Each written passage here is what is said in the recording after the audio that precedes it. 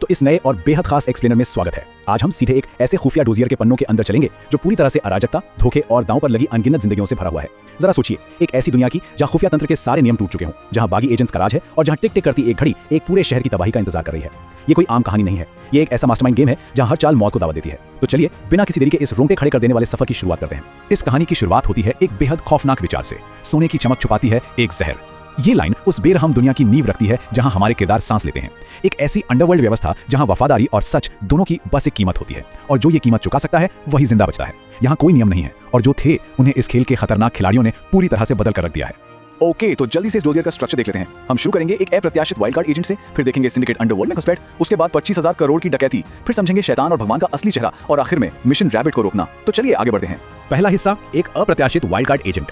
वैसे देखा जाए तो खुफिया एजेंसी के जासूसों को लेकर एक बहुत ही सटीक छवि होती है दिमाग में, है ना? बेहद अनुशासित, गुप्त और सख्त प्रोटोकॉल से बंधे हुए। लेकिन अब मिलिए हमारे मेन कैरेक्टर से, एजेंट रामकृष्ण, जिसे सब प्यार से रिक्की कहते हैं। रिक्की पूरी तरह से अराजक है, फिल्मों का दीवाना है और एक ऐसा मिडिल क्लास हैकर है जो बदला लेने के लिए लिटरली नेताओं तक को धमका देता है। अब सवाल उठता है, देश की सबसे बड़ी खुफिया एजेंसी में जॉब पाने का ये कैसा तरीका है?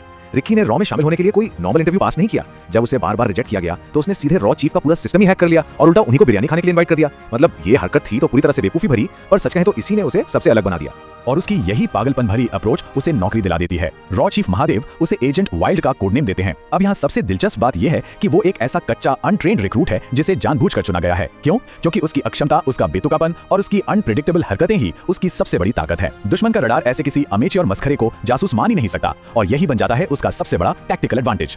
दूसरा हिस्सा, सिंडिकेट अंडरवर्ल्ड में घुसपैठ। तो इस अनट्रेन्ड एजेंट को अपना पहला टास्क क्या मिलता है? एक ऐसा काम जो दुनिया के सबसे बेहतरीन जासूसों के लिए भी नामुमकिन था। एक ऐसे क्रिमिनल नेटवर्क में घुसना जिसे भेदना इम्पॉसिबल है। इस अंडरवर्ल्ड को समझने के लिए इन तीन मुख्य गुटों को देखना जरूरी है। पहला, रॉ चीफ महादेव की तरफ से, जिनका लक्ष्य किसी भी तरह मिशन रैबिट को रोकना है। दूसरा है द सिंडिकेट, जिसका लीडर है धर्मा या गॉड, जिसका एकमात्र मकसद छिपे हुए बायो हथियारों से देश को तबाह करना है। और तीसरे हैं करप्ट मंत्री जयकिशन और तस्कर देवा, जो इस आपाधापी के बीच अपने अरबों के काले धन को ठिकाने लगाने में जुटे हैं। अब इस अभेद्य किले में घुसने के लिए रिक्की जो तरीका अपनाता है वो आपको किसी स्पाई मैनुअल में नहीं मिलेगा। वो 3 स्टेप्स का एक बेहद अनोखा प्लान बनाता है। स्टेप 1, सत्ता के नशे में चूर मंत्री जयकिशन को बेरहमी से धमकाना। स्टेप 2, अपनी इसी बेखौफ हरकत से उसका भरोसा जीतना और उसका मुख्य गुंडा बन जाना। और स्टेप 3, विजाक पोर्ट पर पहुंचकर सिंडिकेट की एक बहुत बड़ी कैश शिपमेंट को रोकना। बड़े से बड़े अपराधी भी उसकी in out of the box हरकतों को देखकर बिल्कुल चकरा जाते हैं। और यहाँ आकर दाव अचानक बहुत बहुत बड़ा हो जाता है। 25,000। ध्यान दीजिएगा, ये सिर्फ कोई मामूली संख्या नहीं है, ये 25,000 करोड़ रुपए हैं। ये वो काला धन है जो ब्लू वेल नाम के कंटेनर के अंदर छिपा है, और असल में इस पूरे सिंडिकेट की रीढ़ की हड्डी है। तीसरा हिस्सा, 25,000 करोड़ की डकैती। इसी 25,000 करोड़ के कंटेनर के आसपास कहानी एक ऐसी खतरनाक डकैती की तरफ मुड़ती है जो अंडरवर्ल्ड के सबसे बड़े खिलाड़ियों को रोशनी में आने पर मजबूर कर देती है। पोर्ट पर हुआ ये शूट आउट वाला सीन सच में जितना हिलेरियस है उतना ही डेडली भी। रिक्की अकेले ही पूरी गैंग से भिड़ने पहुंचता है, लेकिन जब गुंडे उस पर गोलियां चलाने की कोशिश करते हैं तो उन्हें एहसास होता है कि बंदूकों में तो गोलियां ही नहीं है। रिक्की ने पहले ही सबके हथियार खाली कर दिए थे। ये एक जीनियस हैकर और एक सड़क छाप गुंडे के दिमाग का एक ऐसा लाजवाब मिक्स है जिसने बिना एक गोली चलाए पूरी फौज को बेबस कर दिया। उसके बाद रिक्की जो करता है वो तो और भी ज्यादा हैरान करने वाला है। पहले वो 25,000 करोड़ का कंटेनर चुराता है और उसे समंदर के नीचे सेफली छुपा देता है, लेकिन भागने के बजाय वो जानबूझकर खतरनाक तस्कर देवा के सामने सरेंडर कर देता है। उसे पूरी तरह से टॉर्चर किया जाता है, पर फिर भी वो अपना कवर नहीं तोड़ता। ये दिखाता है कि रिक्की सिंडिकेट का भरोसा जीतने के लिए लिटरली किसी भी हद तक जा सकता है। चौथा हिस्सा, शैतान और भगवान का असली चेहरा। खैर, आप देखते हैं कि इस पूरी तबाही के पीछे के मास्टरमाइंड्स आखिर हैं कौन। यहाँ एक बेहद टॉक्सिक गुरु शिष्य रिश्ते का सच सामने आता है। एक तरफ है रॉ चीफ महादेव, जिन्हें अंडरवर्ल्ड में द डेविल कहा जाता है। वो एक ऐसे कोल्ड और कैलकुलेटिंग मेंटर हैं जो देश के लिए अपने किसी भी एजेंट की बलि चढ़ा सकते हैं। और दूसरी तरफ है धर्मा, जिसे द गॉड कहा जाता है। धर्मा कभी डेविल का सबसे बेस्ट एजेंट था, जो अब अहंकार और धोखे की वजह से एक इंटरनेशनल टेरर ब्रोकर बन चुका है। सच तो यह है कि अंडरवर्ल्ड के इस गॉड को रॉ के इस डेविल ने ही पैदा किया था। धर्मा यानी गॉड के मन में महादेव के लिए एक ऐसी गहरी और पर्सनल नफरत भरी हुई है जिसे शब्दों में बयां करना मुश्किल है। महादेव ने अपने मिशन के लिए एक बार धर्मा की प्रेमिका तक को मरवाने का ऑर्डर दे दिया था, और बस उसी धोखे ने एक सेना के जासूस को उस दरिंदे में बदल दिया जो अब अपने ही देश को राख में मिलाने पर तुला है। तो यहाँ एक बहुत ही बड़ा सवाल सामने आता है। धर्मा एक ऐसा एक्सपाई है जो रॉ की एक एक चाल, हर एक स्ट्रेटजी को जानता है। उसे हराना अब तक लगभग नामुमकिन रहा है। तो क्या रिक्की जैसा एक अनट्रेन्ड अराजक लड़का इस दुनिया के सबसे खतरनाक दुश्मन को मात दे पाएगा?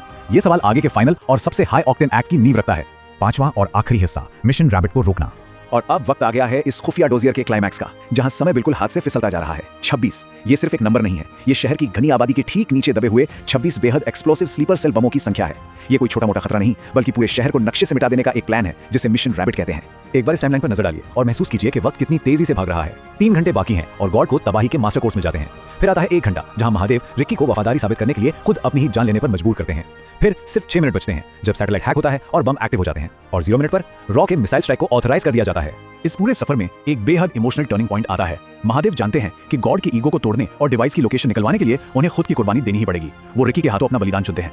ये वही पल है जहां रिकी अपना वो हल्का पुल्का अमेचर रवैया पीछे छोड़कर अपने कर्तव्य, अपनी ड्यूटी को पूरी तरह से अपनाता है। और अब बचते हैं सिर्फ 6 मिनट, सिर्फ 6 मिनट एक प्राइवेट सैटेलाइट को हैक करने और उन 26 बमों को फटने से रोकने के लिए।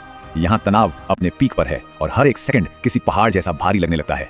इस तबाही को रोकने के लिए रिकी जो आखिरी कदम उठाता है वो किसी के भी होश उड़ा देगा। वो सिंडिकेट के हेवीली गार्डेड बेस में घुसता है और मास्टर डिवाइस को मैन्युअली डीएक्टिवेट करने की कोशिश करता है। पर जब सारे रास्ते बंद नजर आते हैं तो वो एक बेहद डेस्परेट और भयानक फैसला लेता है। वो रॉ को मिसाइल दागने का ऑर्डर देता है, और वो भी ठीक उस जगह पर जहां वो खुद खड़ा है। देश को बचाने के लिए वो खुद पर ही आफत बुला लेता है। मिसाइल गिरती है, दुश्मन का बेस खाक हो जाता है और तबाही रुक जाती है। लेकिन एक बहुत ही बड़ा सवाल इस धुएं और आग के बीच रह जाता है। क्या वो वाइल्ड कार्ड एजेंट उस आग से जिंदा बाहर निकल पाया, या फिर देश की हिफाजत के लिए उसने वो आखिरी कीमत चुका दी? जासूसी की दुनिया अक्सर एक ऐसी ही भारी कुर्बानी मांगती है। आखिर इस अंधेरे में हमारी सुरक्षा की कीमत कौन चुका रहा है, हमें शायद कभी पता ही ना चले। खैर, इसी गहरे विचार के साथ हमारा आज का ये एक्सप्लेनर यहीं पूरा होता है। इस सफर में साथ बने रहने के लिए शुक्रिया।